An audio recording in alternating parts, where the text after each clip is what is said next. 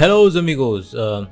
इस वीडियो का एक ही पर्पज़ है और वो ये कि आप लोगों का टाइम वेस्ट न हो। आज दूसरा दिन है हमारी तैयारी का और आज हम चैप्टर नंबर 2 को फटाफट से रिवाइज़ करने की कोशिश करेंगे। और आज ये जो भी चैप्टर हम रिवाइज़ करेंगे उसी का सेम का जो MCQs हैं वो एप्लीकेशन के ऊपर फ्रीली अवेलेबल होंगे। डिटेल्ड लेक्चर्स और 10,000 MCQs भी एप्लीकेशन के ऊपर अवेलेबल है, जाओ देखो। और ज़्यादा समय नहीं लगेगा इसको चैप्टर वगैरह को रिवाइज़ करने के लिए, फटाफट से कूदते फांदते हुए रिवाइज़ कर लेते हैं ज़रा इसको जल्दी से। देखो भाई, सबसे पुराने देवता कौन है? सबसे पुराने देवता हैं एरिस्टोटल देवता। इन्होंने जिस चीज़ को हाथ लगाया वो एक नई दुनिया बन गई। फिजिक्स, केमिस्ट्री, बायोलॉजी सब इनका दिया हुआ है। अब उन्होंने भाई वो भी चीज़ों को क्लासिफाई करने की कोशिश कर रहे थे। उन्होंने जो क्लासिफिकेशन किया था वो मॉर्फोलॉजी के बेसिस पे किया था। वो उतनी सोफिस्टिकेटेड टेक्निक उस टाइम पर मौजूद तो थी नहीं, तो क्या करोगे, जो चीज़ दिख रही है मॉर्फोलॉजी मतलब जो दिख रहा है उसके बेसिस पे चीज़ों को क्लासिफाई करना शुरू कर दिया। ट्री, बड़े बड़े शर्ब, झाड़ी और हर्ब, घास फूस। उसके बाद आए लीनियस भाई साहब, कार्लस लीनियस। उन्होंने 2 किंगडम क्लासिफिकेशन दिया। बोले देखो, एक प्लांट होते हैं, एक एनिमल होते हैं। सच्चाई ये है कि उन्होंने 3 किंगडम दिया था, लेकिन अपने को नहीं, अपने को मतलब है केवल NCERT की लाइनें ख़त्म करना है इस वीडियो में। और वो आगे चल करके पता चला कि भैया देखो ऐसा है कि प्रोकैरियोट्स भी होते हैं। तो उनका जो 2 किंगडम क्लासिफिकेशन का जो सिस्टम था उसमें कुछ खामियां भी मिली। क्या खामियां हैं कि यूकैरियोटिक प्रोकैरियोटिक को कहाँ डालें, यूनिसेल्युलर मल्टीसेल्युलर को कहाँ डालें, फोटोसिंथेटिक ऑर्गेनिज्म और नॉन फोटोसिंथेटिक फंगाई को किस तरीके से क्लासीफाई करें। तो ये सारी की सारी प्रॉब्लम्स पेश आ रही थी 2 क्लासिफिकेशन सिस्टम के अंदर में। और जाहिर सी बात है, ठीक है। अब ड्रॉबैक ऑफ 2 क्लासिक 2 किंगडम वाले के जो ड्रॉबैक्स हैं वो डिस्कस कर लिए हमने। अब NCERT ने अगली लाइन में ये लिख करके बोला है कि देखो ठीक है, 2 किंगडम क्लासिफिकेशन था, और क्या क्या इंक्लूड कर सकते हो तुम उसमें, और क्या क्या तरीके हैं चीज़ों को क्लासीफाई करने के। तो बोले सेल के स्ट्रक्चर के बेसिस पे क्लासीफाई कर सकते हैं। सेल कैसा है, सेल वॉल कैसी है, खाना वाना क्या खाते हैं, कहाँ रहते हैं, किस तरीके से रिप्रोडक्शन करते हैं, और इवोल्यूशनरी रिलेशनशिप। और यही इवोल्यूशनरी रिलेशनशिप ही सबसे बढ़िया बेसिस साबित होगा। क्लासिफिकेशन, क्लासिफिकेशन ठीक है, यहाँ पर कुछ ज़्यादा पढ़ने के लिए नहीं है, आगे बढ़ जाते हैं इससे।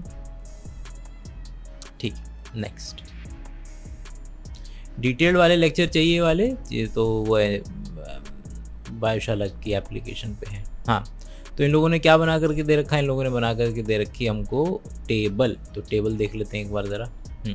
तो टेबल में मैंने बस वो कर दिया है यहाँ पर कि 5 किंगडम क्लासिफिकेशन, वो पहले नीचे वाला पढ़ लेते हैं कि 5 किंगडम क्लासिफिकेशन कैसे बना दिया है भाई। 5 किंगडम क्लासिफिकेशन कुछ ऐसे बना दिया है कि जितने भी सिंगल सेल वाले प्रोकैरियोटिक ऑर्गेनिज्म थे उसको मोनेरा में रख दिया।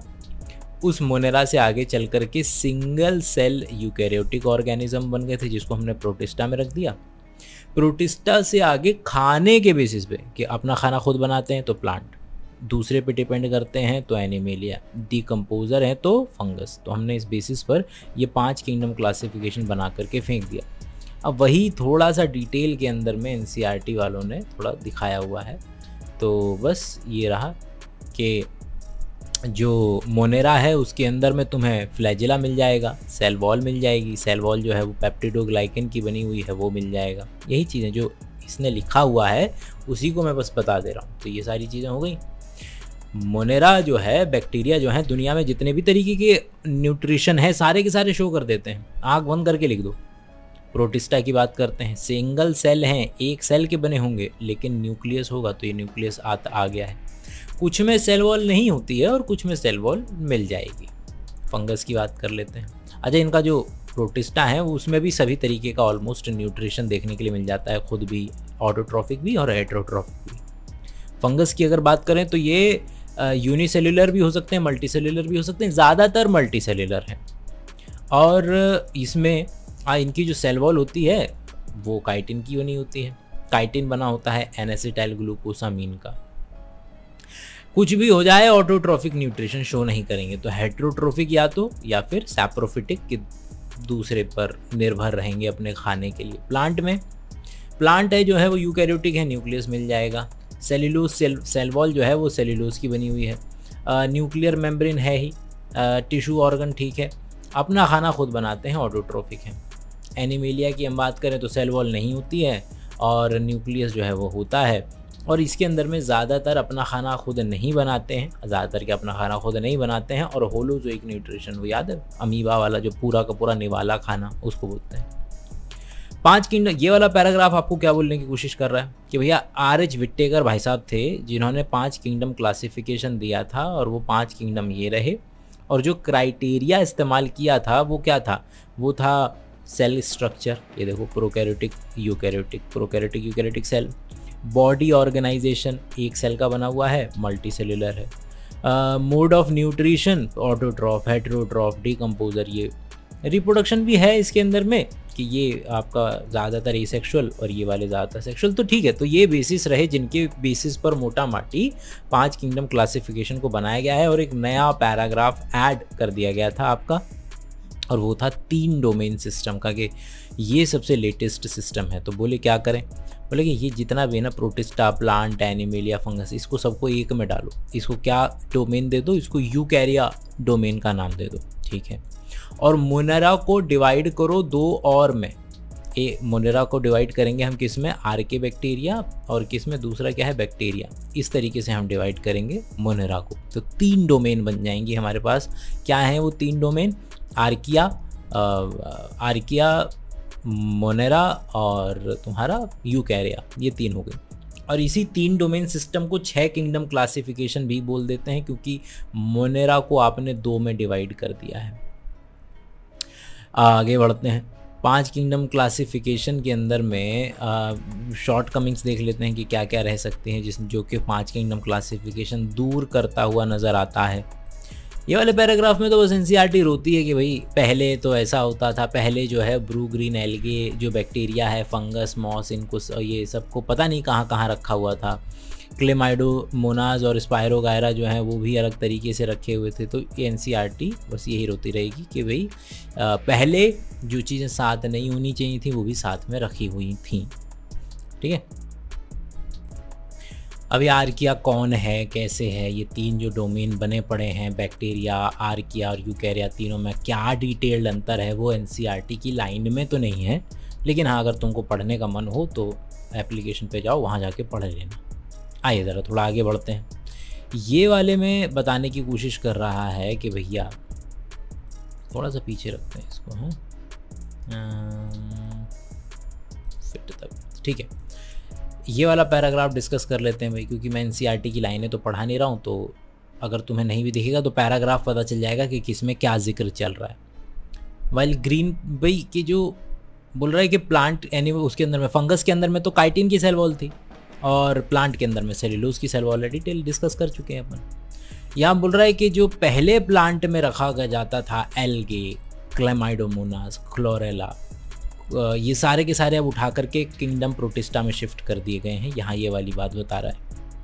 यहाँ पर ये बताने की कोशिश कर रहा है कि पहले एनिमल किंगडम में अमीबा, पैरामीशियम जो थे, जो रखे हुए थे, अब उसे उठा करके किंगडम प्रोटिस्टा के अंदर में फेंक दिया गया है। ये चीज़ जो है वो यहाँ बता रहा है। और अब बता रहा है कि भैया सबसे बेहतरीन क्लासिफिकेशन का सिस्टम क्या है। तो सबसे बेहतरीन क्लासिफिकेशन का सिस्टम का जो बेसिस है वो है फाइलोजेनेटिक क्लासिफिकेशन। इसका क्या मतलब है भाई, कि आप इवोल्यूशनरी हिस्ट्री के बेसिस पे चीज़ों को क्लासिफाई कीजिए, तब सबसे बढ़िया क्लासिफिकेशन माना जाएगा।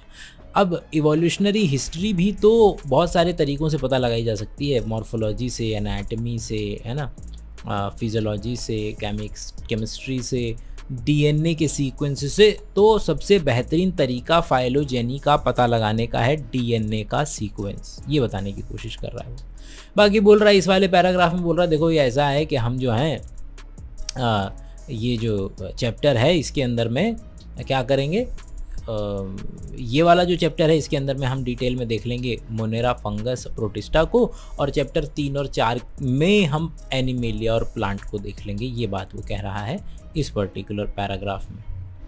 चलिए भाई अगले पे किंगडम मोनेरा शुरुआत करते हैं।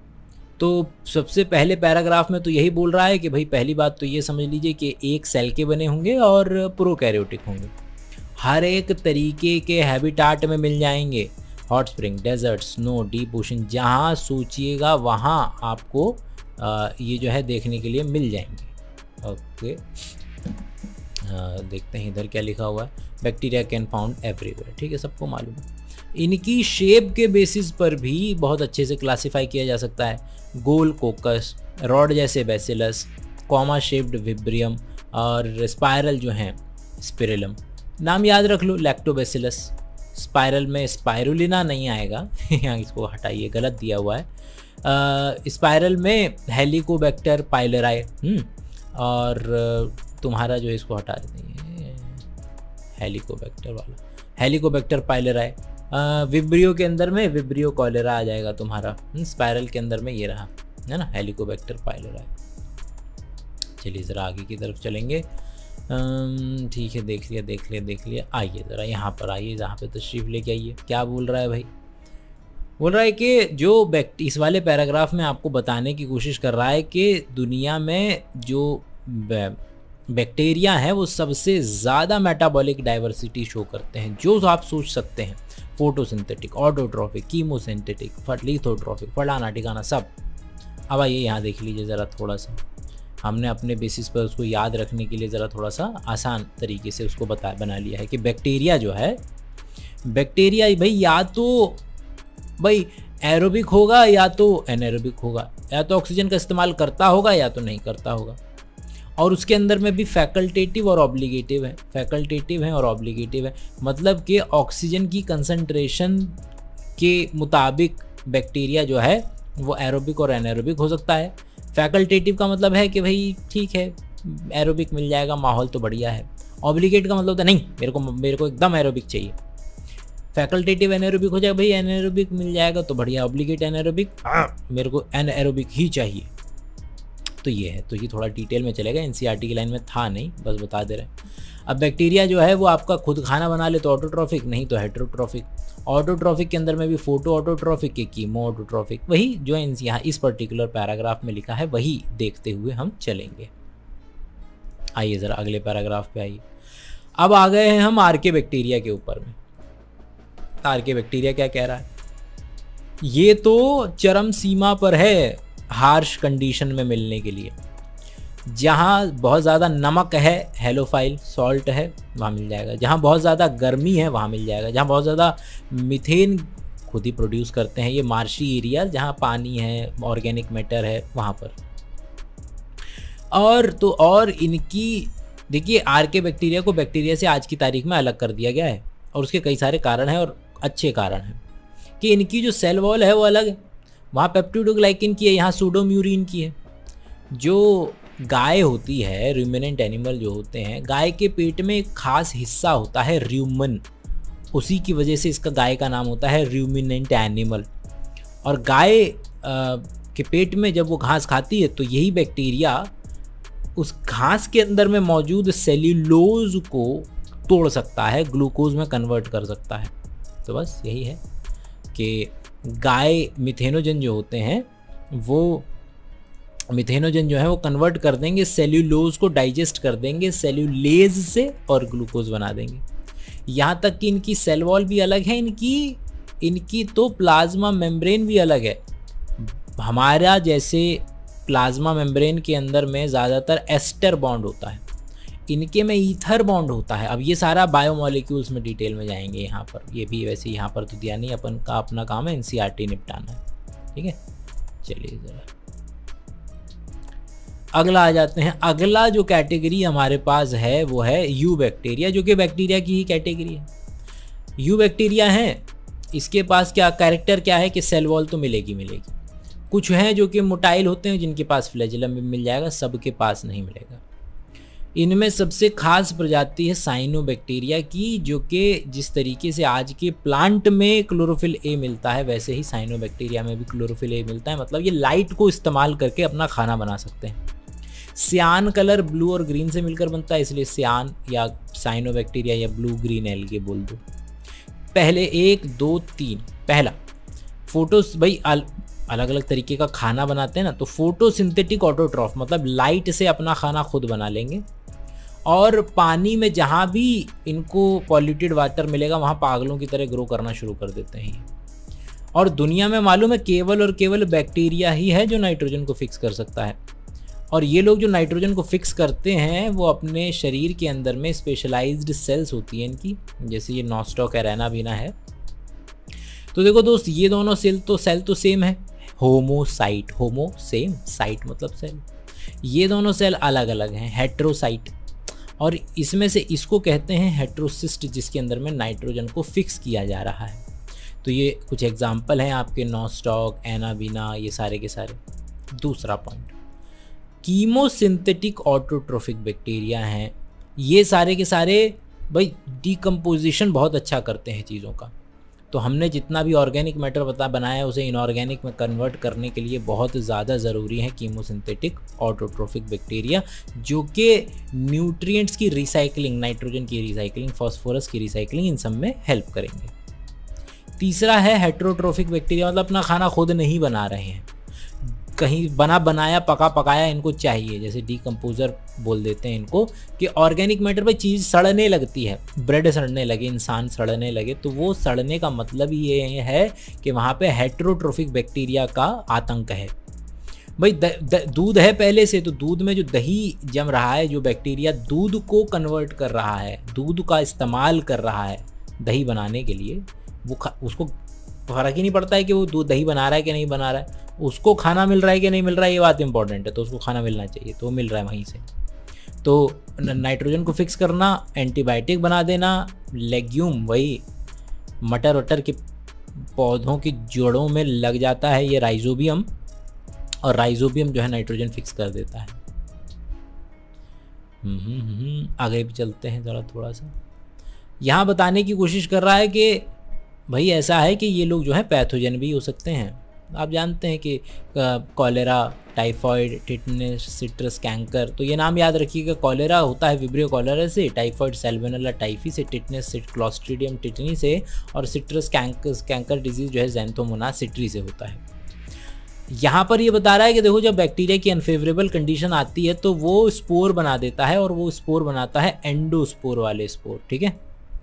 और यहाँ बोल रहा है कि बैक्टीरिया में कभी कभी थोड़ा छोटे लेवल पे सेक्सुअल रिप्रोडक्शन भी देखने को मिल जाता है, जिसको हम कॉन्जुगेशन से पढ़ते हैं, जो डिटेल में यहाँ एनसीईआरटी में नहीं है, लेकिन हाँ बैक्टीरिया भी थोड़े बहुत लेवल पे सेक्सुअल रिप्रोडक्शन शो कर देता है। अगला है हमारा माइकोप्लाज्मा। भाई माइकोप्लाज्मा ऐसा ऑर्गेनिज्म है, ऑक्सीजन के बगैर ज़िंदा रहता है और सबसे छोटा है, स्मॉलेस्ट माइक्रो ऑर्गेनिज्म है। तो वो उसकी वजह से कई बार पास्ट ईयर के अंदर में इस पे क्वेश्चन आ चुका है। अगला आ जाते हैं, प्रोटिस्टा पे आ जाते हैं। सिंगल सेल हैं मगर अब ये यूकैरियोटिक बन चुके हैं, यूकैरियोट हैं। यहाँ पर ये बोलने की कोशिश कर रहा है कि देखो भैया ऐसा है कि प्रोटिस्टा की जो बाउंड्री है ना वो ठीक से डिफाइंड नहीं है। एक साइंटिस्ट हो सकता है उसको एल्गे माने, और एक साइंटिस्ट हो सकता है उसको क्या माने, प्रोटिस्टा माने। तो अभी भी लड़ाइयाँ चल रही हैं। अब ये डिटेल में डिस्कशन की बात है कि भाई क्यों ऐसा क्यों है ना, लेकिन अभी तो जो एनसीईआरटी बोल रही है उतना करते चलेंगे। ज़्यादातर पानी में मिलेंगे, भाई लाइफ पानी में ही शुरू हुई है, शुरुआती ऑर्गेनिज्म है। और लिंक विद अदर, याद है भाई प्रोटिस्टा ही तो आगे चल करके 3 पार्ट में इस तरीके से डिवाइड हुआ था।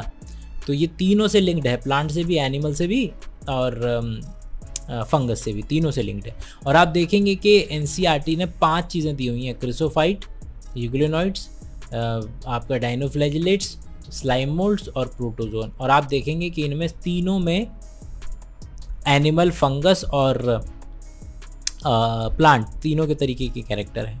सबसे पहले क्रिसोफाइट, ये थोड़ा प्लांट की तरह है। चलिए इसके अंदर में एग्जाम्पल दिया हुआ है किसका, डायटम्स हैं, गोल्डन एल्गे हैं, ये इसके एग्जाम्पल हैं। ये ज़्यादातर फोटोसिंथेटिक होते हैं, ज़्यादातर क्या फोटोसिंथेटिक ही मिलेंगे। और वही सोप बॉक्स के एक इस तरीके से होते हैं, इनकी सोप बॉक्स की तरह होते हैं। बहुत ही ज़्यादा इनकी जो सेल वॉल होती है उसके अंदर में सिलिका होता है, और पत्थर की तरह होते हैं, बिल्कुल इनडिस्ट्रक्टिबल, टूट नहीं सकते।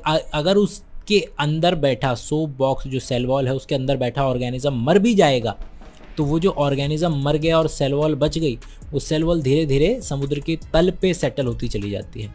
और जब वो सेटल होती चली जाती है तो उसी को हम डाइएटमेशियस अर्थ बोल देते हैं। और उसी का इस्तेमाल हम देखेंगे कि पॉलिश करने में, भाई आपके घरों के अंदर में, मंदिर में, मस्जिद में, गुरुद्वारे में जो मार्बल होता है उस पर पॉलिश किया जाता है पहले। अब तो दूसरे तरीके के इस्तेमाल भी चीज़ें इस्तेमाल होती हैं फिल्ट्रेशन करने के लिए, ऑयल सिरप वगैरह का। और तो और इतना ज़्यादा है कि ओशियन के अंदर में ज़्यादातर फोटोसिंथेसिस इन्हीं की बदौलत हो रहा है। तो ये कौन हो गया, ये प्लांट की तरीका का हो गया। अगले पे चलते हैं। अगला है हमारा डाइनोफ्लैजिलेट्स, नाम ही है, 2 फ्लैजिला, एक लॉन्जिट्यूडनल होगा, एक ट्रांसवर्स होगा। अलग अलग रंग होते भाई, जैसा पिगमेंट वैसा रंग, येलो, ग्रीन, ब्राउन, फलाना ठिकाना। और वही है कि एक लॉन्जिट्यूडनल होगा फ्लैजिला, एक ट्रांसवर्स होगा। ये भी बिल्कुल जैसे ही मौका मिलेगा, ऑर्गेनिक मैटर वगैरह मिलेगा, तो पागलों की तरह ग्रो करना शुरू कर देता है। और पागलों की तरह ग्रो करना शुरू करेगा तो अगर रेड वाला ग्रो करेगा पागलों की तरह समुद्र में, तो रेड टाइड इसकी वजह से हो जाता है। लेकिन रेड टाइड, जितने ज़्यादा ऑर्गेनिज्म होंगे उतना ज़्यादा ऑक्सीजन का इस्तेमाल होगा, और ऑक्सीजन का इस्तेमाल होगा तो वो टॉक्सिन बनेगा, ऑक्सीजन की कमी होगी और उसकी वजह से फिशेस मरेंगी। और ये जो है अगर आप देखें तो ये भी, चूंकि इनके पास पिगमेंट है तो ये भी प्लांट के जैसा ही एक्ट करता है। अगला है यूग्लेनॉइड। यूग्लेनॉइड जो है वो दोनों तरीके से काम कर सकता है, इसको मिक्सोट्रोफिक बोलते हैं। भाई लाइट है तो क्या हो जाएगा, ऑटोट्रोफिक, लाइट नहीं है तो क्या हो जाएगा, हेट्रोट्रोफिक। तो इसको मिक्सोट्रोफिक ऑर्गेनिज्म बोलते हैं, ठीक है। फोटोसिंथेटिक भी होता है ये और हेट्रोट्रोफिक भी होता है। इसके पास सेल वॉल मिल जाएगी जो कि प्रोटीन की बनी हुई है, उसको पेलिकल बोलते हैं। इसके पास फ्लैजिला भी मिल जाएगा, एक लंबा है एक छोटा है, ज़्यादातर रुके हुए पानी में ये पाए जाते हैं। एग्जाम्पल है यूग्लेन, जो कि अभी हो गया, देखो इसमें प्लांट वाला भी हो गया, ऊपर के दोनों प्लांट की तरह, ठीक है। ये वाला प्लांट जमा एनिमल की तरह, स्लाइम मोल्ड जो है वो फंगस की तरह, कि सैप्रोफिटिक है। भाई फंगस कैसा न्यूट्रिशन शो करते हैं, सैप्रोफिटिक। इनका जो एग्रीगेशन होता है उसको प्लाज्मोडियम कहते हैं। अभी ध्यान दीजिए, ये पी का जो पी अल्फ़ाबेट है ये स्मॉल है, अभी आगे एक और प्लाज्मोडियम आएगा उसका पी कैपिटल होगा, क्योंकि वो जीनस है, ये केवल एग्रीगेशन है। अनफेवरेबल कंडीशन आते ही जितने भी ऑर्गेनिज्म है सेक्सुअल रिप्रोडक्शन की तरफ भागते हैं। जितना जल्दी हो सके फ्रूटिंग बॉडी बनाओ, स्पोर बनाओ और अगली जनरेशन को पैदा करो। और ये जो स्पोर है, क्योंकि अनफेवरेबल कंडीशन है तो ये स्पोर जो है बड़े रेजिस्टेंट हो सकते हैं, जो कि कई सालों तक सर्वाइव भी कर सकते हैं और एयर करंट से एक जगह से दूसरी जगह भी जा सकते हैं, ठीक है। तो ये स्लाइम मोल्ड्स किसकी तरह हो गए, स्लाइम मोल्ड्स हो गए हमारे, ये देखो ये अगला प्लाज्मोडियम वाइवेक्स, जिसकी वजह से मलेरिया होता है, वो अभी आगे आएगा। इसका पी कैपिटल है, इसका पी स्मॉल है। तो ये हो गया फंगस की तरह। अगला प्रोटोजोअन पे आ जाते हैं, ये एनिमल की तरह हैं सारे के सारे। तो जितने भी प्रोटोजोअन है वो हेट्रोट्रोफिक, एनिमल भी हेट्रोट्रोफिक होते हैं, ये भी हेट्रोट्रोफिक है, ज़्यादातर प्रेडेटर की तरह काम करते हैं, पैरासाइट की तरह काम करते हैं। इनको डिवाइड किया हुआ है इनके चलने फिरने की क्या बेसिस है इनके चलने फिरने का। तो अमीबॉइड के अंदर में क्या होगा भाई, अमीबा, सूडोपोडिया। भाई बचपन से सबसे पहले आपने अमीबा के सूडोपोडिया ही पढ़े हैं 8वीं क्लास में या 6ठी क्लास में, तो अमीबॉइड हो गया। अच्छा अगला, अच्छा अमीबा के अंदर में एंटमीबा हिस्टोलिका याद रखिएगा, पैरासाइट कुछ एग्जाम्पल है। फ्लैजिलेटेड के अंदर में फ्लैजिला होगा, ट्रिपनोजोमा उसका एग्जाम्पल है, जिससे कि डिजीज़ होगी स्लीपिंग सिकनेस। सीलिएटेड का जगत प्रख्यात एग्जाम्पल जो है वो है पैरामीशियम। उसके अंदर में आप जानते हैं कि इस तरीके से होता है, ये गलट है, ये जो है गलट है। तो सीलिया ऐसे मारता रहता है हाथ, और सीलिया की वजह से कैविटी जिसको गलट बोलते हैं उसके अंदर में खाना चला जाता है, गिर जाता है। और ये देखो वाटर की वजह से फूड जो है वो उसके गलट के अंदर में भेजा जाता है। स्पोरोजोअन नाम उसको इसलिए मिला है क्योंकि इनकी लाइफ में एक स्पोर वाली स्टेज आती है जो कि बहुत ज़्यादा ख़तरनाक होती है और मलेरिया कॉज कराती है। प्लाज्मोडियम वाइवेक्स, मलेरिया, फेल्सीपैरम वगैरह वगैरह। आइए ज़रा अगले पे चलेंगे। किंगडम फंजाई अपना खाना कभी भी खुद नहीं बनाते हैं, बहुत ज़्यादा अलग अलग जगह पे मिलते हैं। इनको देखने में बहुत अलग अलग तरीके के हो सकते हैं, अलग अलग जगह पे मिल सकते हैं। आपकी ब्रेड सड़ जाए, आपके फल सड़ जाएं, आपका कुछ भी आप खुद सड़ जाएं, वहाँ पर फंगस आ जाएगा। एक्सेप्शन ज़रूर है जिसको हम यीस्ट कह देते हैं। यीस्ट हमारा ब्रेड बनाने में भी काम में आता है, बियर बनाने में भी काम में आता है। और ये बहुत ज़्यादा डिजीज़ भी प्लांट और एनिमल दोनों में बहुत डिजीज़ करते हुए मिल जाएंगे, रस्ट, पक्सीनिया, और हमारी मदद करते हुए भी मिल जाएंगे। एंटीबायोटिक इनसे बनवाया गया है। कॉस्मोपॉलिटन है, हर जगह मिलते चले जाएंगे। एयर से एक जगह भाग जाएंगे, पानी से दूसरी जगह भाग जाएंगे। और इनको ज़िंदा रहने के लिए वार्म और ह्यूमिड कंडीशन बड़ी पसंद है, इसलिए बरसात के मौसम में फंगल इन्फेक्शन की जो केसेस हैं बढ़ जाते हैं। अच्छा, अब ये वाला जो पैराग्राफ है जिसमें माइसीलियम और हाइफे की बात होगी, उसको हम समझेंगे यहाँ से फ्लो चार्ट से। देखिए, फंगस का ये वाला पार्ट आप जानते हैं, ये फंगस का केवल 10% होता है, क्योंकि ये फंगस का केवल एक रिप्रोडक्टिव ऑर्गन है जो कि ज़मीन से बाहर आया हुआ है। 90% फंगस ज़मीन के नीचे है। और जो गट्ठर होता है, जिस धागों का बना होता है, तो जो धागों का गट्ठर है उसको कहते हैं माइसीलिया या माइसीलियम, सिंगुलर बहुवचन। एक धागे को कहते हैं हाइफे। ये जो एक धागा है, या तो ये ब्रांच्ड हो सकता है या तो ये अनब्रांच्ड हो सकता है। धागे के अंदर में हो सकता है कि हर एक सेल के बीच में सेपरेशन हो, और ये भी हो सकता है कि हर एक सेल के बीच में सेपरेशन न हो। सेपरेशन है तो सेप्टेट, और सेपरेशन नहीं है तो एसेप्टेट या सीनोसिटिक। तो यहाँ पर जितने भी परमुटेशन कॉम्बिनेशन मौजूद हो सकते थे इस पर्टिकुलर पैराग्राफ के अंदर में, वो हमने इस पर्टिकुलर पैराग्राफ से कर लिया। ज़्यादातर फंगस जो होते हैं वो पहली बात तो कोई भी अपना खाना खुद नहीं बनाता है। कुछ पैरासाइट की तरह काम कर जाएंगे, कुछ सैप्रोफिटिक से अपना न्यूट्रिशन ले लेंगे, कुछ दूसरे के साथ ज़िंदगी गुजारने लग जाते हैं। कुछ हैं एल्गे के साथ अगर फंगस ज़िंदगी गुजारने लगे तो लाइकेन, और बड़े बड़े पेड़ों की रूट में अगर फंगस पाया जाने लगे और वहाँ पर वो अपनी ज़िंदगी गुजारने लगे तो उसको कहते हैं माइकोराइजा। ये अगर प्लांट की सेल है और उसके बगल में से फंगस गुजर रहा है तो कभी कभी फंगस प्लांट की सेल के अंदर भी घुस जाता है और उसको हॉस्टोरिया या हॉस्टोरियम कहते हैं। रिप्रोडक्शन जो है भैया सब तरीके से होता है। फंगस की कैटेगरी के रिप्रोडक्शन अलग से डिस्कस करेंगे, लेकिन फंगस हर तरीके का रिप्रोडक्शन जो है आपको शो करेगा। Fragmentation, fission, budding, sexual, spore, sexual, सब तरीके का। फंगस को अगर हमें एक सेकंड दीजिएगा ज़रा, ठीक है।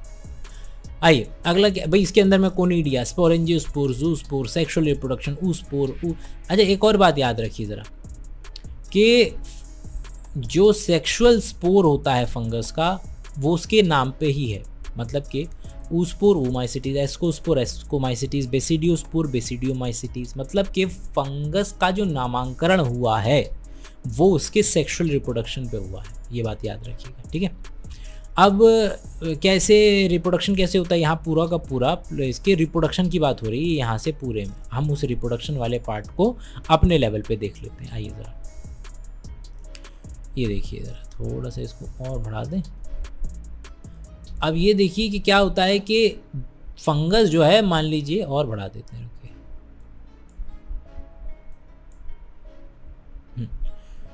फंगस के अंदर में आपको ये देखने के लिए मिलेगा कि एक धागा है एक तरीके का, उसको हमने प्लस वाला मान लिया, दूसरा है माइनस। क्योंकि इसके अंदर में ना हमारी तरह मेल फीमेल नहीं होता है, इसमें कंपैटिबिलिटी और इनकम्पैटिबिलिटी होती है। तो हाइफे अगर कंपैटिबल है तो वो कंपैटिबिलिटी दिखा दी हमने प्लस और माइनस से। दोनों के दोनों इस तरीके से आपस में फ्यूज़ हो जाते हैं आपस में, ठीक है। फ्यूज़ हो गए तो ये देखिए ऐसे प्लस और माइनस एक ही सेल में प्लस माइनस का मतलब है कि ये डाई कैरियन, डाई मतलब दो, कैरियन का मतलब है न्यूक्लियस, कि दो न्यूक्लियस वाली स्टेज जो है बन गई। ये स्टेज पे ये रुका रहता है। रुके रहने के बाद जब मन करेगा फिर दोनों के दोनों न्यूक्लियस में फ्यूजन हो जाएगा, कैरियोगैमी हो गया फ्यूजन। फ्यूजन होने के बाद फिर इसमें मियोसिस हो जाएगा और ये जो डिप्लॉइड था वहाँ से हैप्लॉइड हो जाएगा। हैप्लॉइड फिर से जर्मिनेट करेगा और बस ये है इसका सेक्सुअल रिप्रोडक्शन का पूरा सत्य। यही आपको यहाँ देखने के लिए मिलेगा कि भाई सबसे पहले क्या देखने को मिल रहा है। सबसे पहले आपको देखने के लिए मिल रहा है फ्यूजन ऑफ प्रोटोप्लाज्म, जो हमने देखा प्लाज्मोगैमी। पहले सेल फ्यूज़ कर गए, फिर न्यूक्लियस फ्यूज़ कर गया और उसके बाद जो है जाइगोट ने मियोसिस से जाइगोट ने हैप्लॉइड स्पोर्स बना दिए। यही प्रोसेस यहाँ लिखा हुआ है और कुछ नहीं। अब हम इंडिविजुअल फंगस की बात करेंगे। सबसे पहला है फाइकोमाइसिटीज। इससे पहले कि फंगस पे जाएं, मैं पहले वो दिखा देता हूँ तुम्हें कि फंगस एनसीईआरटी ने बनाया कैसे हुआ है। ठीक है, ये एनसीईआरटी वालों ने फंगस में अगर सेक्सुअल रिप्रोडक्शन हो रहा है या तो नहीं हो रहा है, अगर नहीं हो रहा है तो वो ड्यूट्रोमाइसिटीज हो गया। सेक्सुअल रिप्रोडक्शन अगर हो रहा है तो उसका जो माइसीलियम है हो सकता है सेप्टेट हो और हो सकता है एसेप्टेट हो। एसेप्टेट है तो यहाँ पर आपका ये हो गया आपका कौन सा, फाइकोमाइसिटीज आ जाएगा। और सेक्सुअल रिप्रोडक्शन में सेप्टेट माइसीलियम अगर है तो फिर से डिवाइड कर दो कि अगर उसके अंदर में एसेक्सुअल स्पोर नहीं बनते हैं तो बेसिडियोमाइसिटीज, और अगर एसेक्सुअल स्पोर बनते हैं तो एस्कोमाइसिटीज। तो सारे कवर हो गए, फाइकोमाइसिटीज, ड्यूट्रोमाइसिटीज, एस्कोमाइसिटीज, बेसिडियोमाइसिटीज। तो इसका एक मोटा माटी फ्लोचार्ट एनसीईआरटी के लेवल का आप इसको याद कर लेना। अब आ जाते हैं फाइकोमाइसिटीज पे। अब फाइकोमाइसिटीज की 2-3 बातें तो वैसे ही बिना उसके ही वो फ्लोचार्ट से ही याद रह जाएंगी। तो जो चीज़ें आपको याद रखनी है फाइकोमाइसिटीज में वो क्या क्या है। पहली बात, एक्वाटिक हैबिटाट में मिलता है। कहाँ मिलता है? एक्वाटिक हैबिटाट में। दूसरा, ऑब्लिगेट पैरासाइट है प्लांट पे, या तो मिलेगा तो प्लांट के ऊपर उसको मारता हुआ मिलेगा, वरना मिलेगा ही नहीं आपको कहीं। इसका माइसीलियम एसेप्टेट है, नीचे हमने उसके अंदर में ही देख लिया था। अच्छा, इसके अंदर में रिप्रोडक्शन हर तरीके का होता है, क्योंकि 3 तरीके का ही तो रिप्रोडक्शन पॉसिबल है, आइसोगैमस, एनाइसोगैमस, ऊगैमस। तो तीनों तरीके का पॉसिबल है, तो क्या ही बोला जाए, है ना। और इसके एग्जाम्पल क्या है? एल्ब्यूगो, राइजोपस, म्यूकर, ये इसके जो है एग्जाम्पल है। एसेक्सुअल रिप्रोडक्शन हो रहा है जूस्पोर, एल्पेनोस्पोर से। और सेक्सुअल रिप्रोडक्शन आप जानते हैं फाइकोमाइसिटीज का सेक्सुअल स्पोर क्या होगा? फाइकोस्पोर। और वो सब तरीके से जो है डिवीजन, वो सब तरीके से रिप्रोडक्शन कर सकता है सेक्सुअल, आइसोगैमस, एनाइसोगैमस, ऊगैमस। अगला है हमारे पास एस्कोमाइसिटीज, ASC। इसी को आप रीअरेंज करेंगे तो SAC, सैक बन जाएगा। तो सैक, थैला। अभी देखेंगे कैसे। इसका एक एक्सेप्शन याद रखना है। इसका एक्सेप्शन है यीस्ट, जो कि यूनिसेल्युलर होता है। ठीक है, कॉर्पोफिलस का मतलब होता है कि गोबर पे जो है वो ग्रो करता हुआ मिलेगा। ओके, आगे बढ़ते हैं। अच्छा, इसके अंदर में क्या देखने को मिलेगा, ये देखो जरा। इसका जो हाई, अभी वो तो हमने देख ही लिया ऊपर, इसमें हमें पता चल गया कि जो फाइकोमाइसिटीज, एस्कोमाइसिटीज, ये रहा, कहाँ है? ये रहा एस्कोमाइसिटीज। अगर ये फ्लोचार्ट याद है तो तुम बता दोगे ना कि एस्कोमाइसिटीज का माइसीलियम तो सेप्टेट होता है, तो ये रहा सेप्टेट होता है। इसके एग्जाम्पल जो है वो पेनिसिलियम, मेरा यीस्ट है इसका एग्जाम्पल। रिप्रोडक्शन की अगर बात की जाए तो इसके अंदर भाई पहले ही हम बात कर चुके हैं कि जो रिप्रोडक्शन होता है वो सेक्सुअल स्पोर के बेसिस पे होता है। कैसे? कि एस्को के रिप्रोडक्शन जो है, एस्कोमाइसिटीज में जो सेक्सुअल रिप्रोडक्शन है वो एस्को स्पोर से होगा। फाइकोमाइसिटीज में फाइकोस्पोर, ऊमाइसिटीज में ऊस्पोर, और जो एसेक्सुअल रिप्रोडक्शन है वो कोनिडिया से होगा। तो ये दिख ही रहा है कि पेनिसिलियम में ये ऊपर जो बनते हैं ये कोनिडिया बनते हैं, तो ये पेनिसिलियम के अंदर में, यहाँ से याद रखिएगा इसको। और इसके एग्जाम्पल हैं एस्परजिलस, क्लेविसेप्स, न्यूरोस्पोरा। आगे लिखा हुआ है कि इनके जो सेक्सुअल स्पोर जो बनते हैं वो एक थैले में बनते हैं। क्या लिखा हुआ है यहाँ पर? जो लिखा हुआ है वो ये लिखा हुआ है कि भैया ऐसा है कि सबसे बड़े लेवल पे तो होता है एस्कोकार्प, सबसे बाहर हो गया, सॉरी, सबसे बड़े लेवल पे होता है एस्कस। एस्कस के अंदर में होता है एस्कोकार्प, और एस्कोकार्प के अंदर में होता है एस्कोस्पोर, क्योंकि थैले के अंदर में थैला के अंदर में स्पोर, ऐसा है। तो स्पोर तो एंडोजीनसली बन रही है, एंडोजीनसली स्पोर बन रहे, तो पता चली गया, ये याद रखने की ज़रूरत नहीं।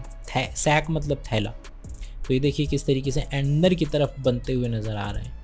और एग्जाम्पल में मॉरल, ये मॉरल है, ये क्या है? ये ट्रफल है। तो ये इसके एग्जाम्पल यहाँ से इसको याद, ये PDF भी एप्लीकेशन पे मिल जाएगा। अगले पे चलते हैं। अगला क्या है? अगला जो हम पढ़ने वाले हैं वो पढ़ने वाले हैं बेसिडियोमाइसिटीज़ को। भाई बेसिडियोमाइसिटीज़ को ब्रैकेट फंजाई कहते हैं। ब्रैकेट कैसा होता है? ये ऐसा होता है ना ब्रैकेट, है ना, ऐसे करके ब्रैकेट होता है ना, ऐसे ऐसे। तो अगर आप देखें, ज़रा ध्यान दीजिए, तो क्या ये ब्रैकेट नहीं लग रहा है? तो ये देखिए, इस तरीके से अगर मैं इसको बनाने की कोशिश करूँ तो ये ब्रैकेट ही तो है, ये इस तरीके से ये ब्रैकेट है, ये ब्रैकेट है, तो इसलिए इसका नाम ब्रैकेट फंजाई है। ओके, होपफुली याद रहेगा। दे ग्रो, सॉइल में ग्रो कर रहे हैं, लॉग पे ग्रो कर रहे हैं, अभी दिखा दिया तुम्हें, सॉइल भी दिखा दिया, लॉग भी दिखा दिया। और पैरासाइट की तरह भी एक्ट करते हैं, जिसके एग्जांपल है रस्ट और स्मस्ट। ऊपर फ्लो चार्ट से ये भी याद हो जाना चाहिए कि इसका माइसीलियम कैसा है। माइसीलियम जो है ब्रांच्ड है और सेप्टेट है। और ऊपर फ्लो चार्ट से ही यही याद हो जाना चाहिए, ऊपर लिखा हुआ है फ्लो चार्ट में कि इसके अंदर में एसेक्सुअल रिप्रोडक्शन जो है, एसेक्सुअल स्पोर जो है वो नहीं मिलते हैं, बट एसेक्सुअल रिप्रोडक्शन जो है वो फ्रेगमेंटेशन से नज़र आता है। तो इसके अंदर में ये नज़र आ रहा है। इसका जो सेक्सुअल रिप्रोडक्शन होगा वो तो वही है, बेसिडियोमाइसिटीज, तो वो कैरियोगैमी वो सेम है, वो जो ऊपर हमने पढ़ा था वही लिखा हुआ है यहाँ पर। और चूंकि बेसिडियोमाइसिटीज है तो बेसिडियोमाइसिटीज का सेक्सुअल स्पोर क्या होगा? बेसिडियोस्पोर होगा, ये लिखा हुआ। और बेसिडियोस्पोर जो है वो एक्सोजीनियसली प्रोड्यूस हो रहा है, ऊपर वाला इसके अंदर में एंडोजीनसली बन रहा था, इसके अंदर में एक्सोजीनसली है। तो कैसे याद रखेंगे? तो ये इमेज डायग्राम वगैरह आपको याद रखना है। ये देखिए सेप्टेट और ब्रांच्ड है इसका माइसीलियम, और ये देखिए इस तरीके से बेसिडियोस्पोर के ऊपर, बेसिडियम का मतलब ही होता है ऐसे प्लेटफॉर्म है, तो ये यहाँ पर इसके ऊपर जो है स्पोर जो है वो आपको मिल जाएंगे। एग्जाम्पल में अगैरिकस, उस्टिलागो, पक्सीनिया, ये इसके एग्जाम्पल हैं। अगला हमारा लास्ट वाला है ड्यूट्रोमाइसिटीज़। ड्यूट्रोमाइसिटीज़ क्या है दोस्त? ड्यूट्रोमाइसिटीज़ है, इसको आप इम्परफेक्ट बोलते हैं क्योंकि इसमें सेक्सुअल रिप्रोडक्शन नहीं मिलता है। इसके अंदर में केवल और केवल वेजिटेटिव फेज जो है वो मिलेगा आपको, और दूसरा फेज जो है वो नहीं मिलेगा। यहाँ पर ये बोल रहा है कि तो ऐसा नहीं है कि ड्यूट्रोमाइसिटीज़ में कभी सेक्सुअल रिप्रोडक्शन नहीं मिलता, लेकिन अगर कभी मिलता भी है तो उसको हम उठा करके ना ऊपर वाले किसी में फेंक देते हैं। तो यहाँ पर ये पूरे में वो ये बोलने की कोशिश कर रहे हैं एसेक्सुअल स्पोर मिलेंगे। भाई ऊपर ही हमने फ्लो चार्ट में देख लिया था कि इसमें सेक्सुअल रिप्रोडक्शन होता नहीं है, एसेक्सुअल स्पोर मिलेंगे। क्या है? कोनिडिया है। माइसीलियम जो है वो सेप्टेट है, ब्रांच्ड है, ये भी ऊपर से ही आपको याद हो जाना चाहिए। बाकी आप ये अल्टरनेरिया का फोटो देखेंगे तो इसमें हाइफे दिख रहा होगा, ब्रांच भी है और सेपरेशन भी दिख रहा होगा। कुछ जो है वो सेप्रोफिटिक की तरह काम करते हैं, कुछ पैरासाइटिक भी हैं। एग्जाम्पल इसी, और मिनरल साइकिल वगैरह में हेल्प करते हैं। अल्टरनेरिया, कॉलिकोट्राइकम और ट्राइकोडर्मा, ये इसके एग्जाम्पल्स हैं। आगे हम चलेंगे। ये देखो कुछ नहीं है कि एक पूरा का पूरा चैप्टर पढ़ना है हमें, तो क्या ही पढ़ें प्लांट वाले को कि भाई क्लोरोफिल है, कुछ ऐसे प्लांट होते हैं जो इंसेक्ट भी खा लेते हैं, इनकी जो सेल वॉल होती है सेल्यूलोज की बनी होती है। जो हमें पढ़ना है डिटेल में वो क्या है? Algae, bryophyte, pteridophyte, gymnosperm, angiosperm, detail में पढ़ना है। और हर एक प्लांट जो है वो एक चीज़ ज़रूर शो करता है, वो है अल्टरनेशन ऑफ जनरेशन। उसके अंदर में क्या होता है कि प्लांट की डिप्लॉयड स्टेज आती है, फिर हैप्लॉयड स्टेज आ जाती है, फिर डिप्लॉयड स्टेज आ जाती है, फिर हैप्लॉयड स्टेज आ जाती है। ये इसको याद कैसे करना है वो कल करेंगे प्लांट किंगडम के अंदर में डिटेल में। किंगडम एनिमेलिया भी चैप्टर नंबर 4 डिटेल में करना ही है। खाना खुद नहीं बनाते हैं, सेल वॉल होती नहीं है, अपने अंदर में फूड को ग्लाइकोजन और फैट के तरीके से स्टोर करते हैं। खाना हमारी तरह खाते हैं, होलोजोइक हैं हम। और ठीक है, बस सेक्सुअल रिप्रोडक्शन के अंदर में मेल और फीमेल होते हैं, एम्ब्रियोलॉजिकल डेवलपमेंट होता है, और बाकी सारी डिटेल चैप्टर नंबर 4 में पढ़ी जाएगी। ये है इंपॉर्टेंट, इसको कर लेते हैं। वायरस, वायरॉइड, प्रायोन, लाइकेन, क्या क्या है भाई? आइए ज़रा फटाफट से नज़र डालें। बोलने की कोशिश कर रहा है इस पैराग्राफ में, भाई सबको कॉमन कोल्ड हुआ है, सबको सर्दी लगी है, मतलब आपको सबको वायरस ने पेला है। वायरस जो है अभी भी क्लासिफिकेशन सिस्टम यहाँ पर बोलने की कोशिश कर रहा है कि भाई देखिए सबको ठंड लगी है, सबको जुकाम वगैरह हुआ है, मतलब कि सबको क्या हुआ है? कॉमन कोल्ड हुआ है, वायरस ने सबको एक बार ज़रूर पीटा है। अब वायरस जो है न तो लिविंग में आते हैं, न ही नॉन लिविंग में आते हैं, और ये नॉन सेलुलर होते हैं, ये बोलने की कोशिश कर रहा है। ये आपका एग्जाम्पल है टोबैको मोज़ेक वायरस वगैरह वगैरह का। आइए फटाफट से यहाँ पर देखते हैं। कंट्रीब्यूशन दिए हुए यहाँ पर भाई किस व्यक्ति ने क्या बताया था। तो वायरस क्या करते हैं, उनके पास खुद तो कुछ नहीं होता है, लेकिन जिस सेल को वो इन्फेक्ट करते हैं उसको बोलते हैं होस्ट सेल, और उसका सारा का सारा सामान, उसका पूरा का पूरा मशीनरी वगैरह इस्तेमाल करते हैं, खुद को रेप्लिकेट करने के लिए उसको इस्तेमाल करते हैं और फिर होस्ट को मार देते हैं। ये जो नाम है वायरस वो आया है वेनम से, पॉइजन से, और ये जो नाम दिया था वो पास्चर ने दिया था। और इवानोविस्की भाई साहब ने ये बताया था कि भाई देखो ऐसा है कि कोई ऐसी चीज़ है जो कि तंबाकू में डिजीज़ कॉज कर रही है, और पहला जो वायरस हमें पता चला था वो TMV ही था, टोबैको मोज़ेक वायरस ही था। और क्या नाम है, एक और MW बिर्जिनिक भाई साहब ने ये निकाला कि भाई देखो ऐसा है कि कोई एक ऐसा सॉल्यूशन कि these were found to be smaller than bacteria, के वायरस जो है बैक्टीरिया से भी छोटे हैं, और तो और अगर आप एक ऐसी छन्नी लें जिससे बैक्टीरिया पार नहीं कर सकता, उससे वायरस पार कर जाता है। और तो वहाँ से साइंटिस्ट बोले देखो भैया ऐसी तो कोई चीज़ है जो कि बैक्टीरिया से भी छोटी है, क्योंकि उन्होंने जो छाना, बैक्टीरिया तो छन गया, ऊपर रह गया, लेकिन वायरस नीचे गया, और उन्होंने जब वो सॉल्यूशन को प्लांट पे फेंका तो प्लांट के अंदर में डिजीज़ आ गई, मतलब कि उस सॉल्यूशन में बैक्टीरिया से भी छोटा कुछ था जो कि प्लांट को डिजीज़ कर गया। एक और बोली बात कि कंटेजियम वाइवम फ्लूइडियम, मंत्र सा लगता है हैरी पॉटर का, लेकिन एक ऐसा इन्फेक्ट करने वाला फ्लूइड, लिविंग चीज़ों को इन्फेक्ट करने वाला फ्लूइड। स्टेनली भाई साहब ने वायरस को क्रिस्टलाइज्ड करके दिखाया, और वायरस का क्रिस्टलाइजेशन करके ही उसका बढ़िया से स्ट्रक्चर हम बता पाते हैं। वायरस जो है ऑब्लिगेट पैरासाइट है, मतलब या तो जिंदा मिलेंगे तो किसी चीज़ को इन्फेक्ट करते हुए ही मिलेंगे, अकेले तो नहीं मिलने वाले जिंदा वाली स्थिति में। अगला है कि भैया देखो ऐसा है कि DNA भी है, RNA भी है, तो केवल RNA अकेला घूमता रहता है उसको हम वायरॉइड कहते हैं। यहाँ देख लेते हैं फटाफट से, वायरस के स्ट्रक्चर के ऊपर बात की जा रही है। तो क्या है कि वायरस के अंदर में जेनेटिक मटेरियल DNA भी मिल सकता है, RNA भी मिल सकता है। NCERT कहती है कि ज़्यादातर जो प्लांट होते हैं वो RNA वाले वायरस से इन्फेक्ट होते हैं, जबकि एनिमल्स को दोनों ही इन्फेक्ट कर लेते हैं बड़ी आसानी से, RNA वाले भी और DNA वाले भी। बैक्टीरिया को जो वायरस इन्फेक्ट करता है उसको बैक्टीरियोफाज कह देते हैं, उसके अंदर में डबल स्ट्रैंडेड DNA होता है। वायरस के पास उसका जेनेटिक मटेरियल और उसकी आउटर कवरिंग होती है, उस आउटर कवरिंग को हम कैप्सिड कहते हैं। कैप्सिड भी ऐसे मोनोमर से मिलकर के बनी होती है, तो ये कैप्सिड हो गया पूरा, और ये एक यूनिट को हम कैप्सोमियर कह देते हैं। वायरस की कुछ एग्जांपल है, mumps, small pox, herpes, influenza, AIDS. Plant के अंदर में है leaf rolling, curling, yellowing, vein clearing, dwarfing, stunted growth. ये कुछ एग्जांपल हैं वायरस के जो फिनोटाइप सामने आएंगे अगर वायरस इन्फेक्ट करता है तो। वायरॉइड क्या है भैया? अकेला RNA का टुकड़ा है। 1971 में टीओ डीनर साहब ने बताया था कि वायरस का अकेला टुकड़ा है और वो भी डिजीज़ कॉज करा सकता है, तो उसका एग्जांपल है पोटैटो स्पिंडल ट्यूबर डिजीज़। जाहिर सी बात है कि वायरॉइड वायरस से छोटा होगा। प्रायॉन प्रोटीन जो है एबनॉर्मली फोल्डेड हो जाता है, एबनॉर्मली फोल्डेड हो जाए तो चले, लेकिन अपने बगल के प्रोटीन को भी एबनॉर्मली फोल्डेड करने लगता है, तो ये प्रॉब्लम है। तो किसी के दिमाग में एक प्रायॉन आ गया तो उस एक प्रायॉन की वजह से बाकी प्रोटीन्स भी प्रायॉन बनने लगेंगे। और इसके एग्जाम्पल है क्या चीज़? Bovine spongiform encephalopathy. इंसेफेलॉन नाम ब्रेन का क्या पार्ट होता है ना, इंसेफेलॉन, तो इंसेफेलॉनपैथी वहीं से मैड काउ डिजीज़, और इसका बड़ा सा नाम है क्रोन जेकब डिजीज़, CGD।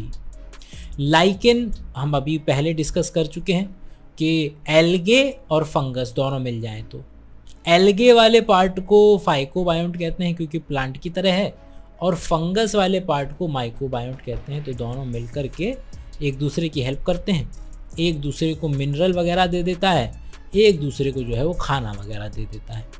और लाइकेन जो है वो पॉल्यूशन वाली जगह पर नहीं पाए जाते हैं। ठीक है भाई, तो रिवीजन हो गया है, अपनी तरफ से और रिवीजन करिए। टेस्ट जो है वो आ चुका है, एप्लीकेशन पे जाकर के टेस्ट दीजिए, और हो सके तो जो वीडियोज़ हैं उनको 2x पे देखा कीजिए ताकि आप जल्दी से रिवाइज़ कर पाएँ। ठीक है, चलिए।